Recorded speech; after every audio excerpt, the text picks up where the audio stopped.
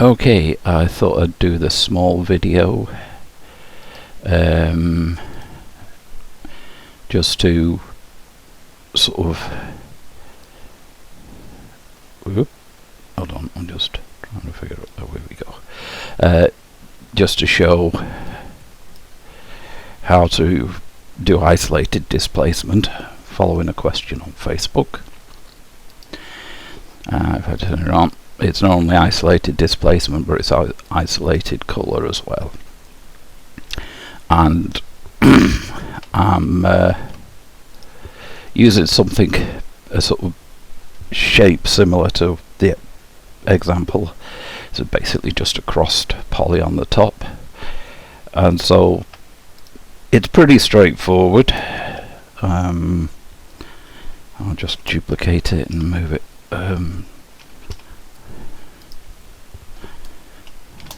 Move it in the X and isolate it. Go back into this mode just for the thing. So first thing to do is I go into edit mode, and I would select these into, just unhide everything so you can see it in situ as it were. So I'll select these edges and just using shift click, and then go in delete, and I will dissolve edges, which leaves me with one big polygon. Now, given that it's rectangular, the first thing I'd do is select these two outer edges and subdivide them once to give me a more square polygon, and then I can select those. I can do another subdivide, right mouse button, subdivide, and I'll just put 50 in there. You've got really high sort of density if you want to use displacement.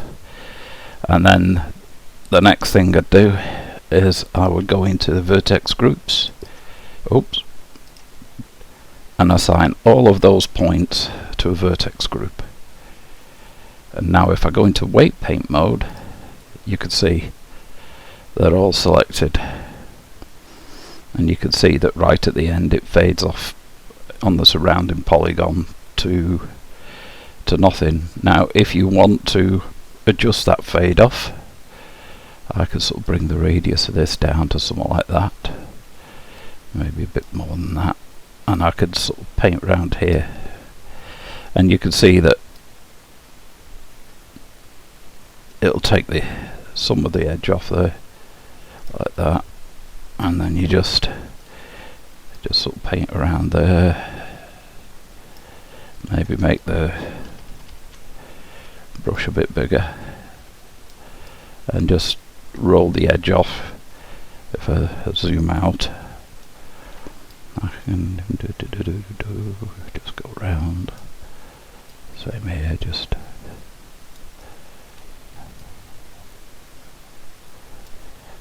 let's move this along. Here we go. And we're just controlling the spread of that, where it's going to fall. So that's where my displacement and everything's going to take place. So I can go back into object mode, and then I can just add a displacement modifier, new, change that vertex group to my group, then I'll go into the texture, select clouds, and something like that. Oh, I shade that auto smooth. Alright, so there, I'll go back into that and just drop the strength to something less of mad. So there's your displacement. Now, in terms of colour, create a new shader. Initially, what I need to do is isolate that, what I've done. But the problem with that is you can't isolate using weight paints. You have to use vertex colours. Now, an easy fix for that is, we go back to this frame, I go into vertex paint, go up to paint and choose vertex colour from weight, And there you can see there's my vertex paint. So basically white for where it is and black for where it isn't.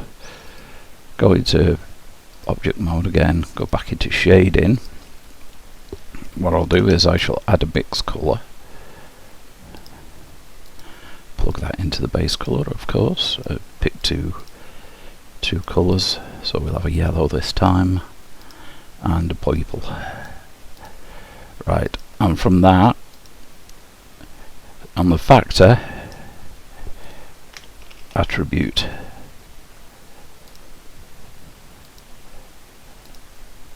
it's not attribute solely, it's vertex colours. Where are we? Colour attribute. There we go. Select attribute, and that is down here.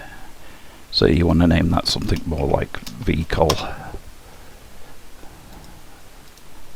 So you notice when I changed that, that didn't automatically change, so be aware if you do change that, you need to change that. Just plug that into there, and there you go. And if you want the colour the different way around, well, that's as simple as going into colour and adding it invert and dropping it in there. So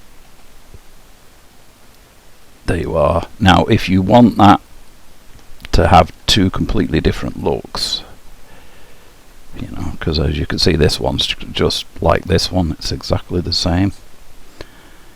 So what you could do there, instead of using a mixed colour, is you can have two shaders. So if we just Shift D that, and assuming you've got an old Wrangler, Control Shift, and that'll link them. So now we've got two, and you would use that. I'll mute that for now. You can use that to change the colours of the shaders. So let's see which one. So that's the main one.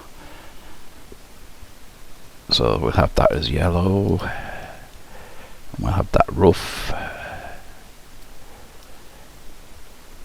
and this one we will have as purple.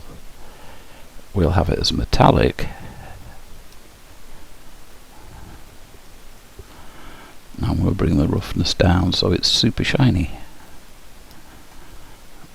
So there you can see, if we go in to this one, you can see you've got two different materials with the displacement, and it's that straightforward. So hope this is of use.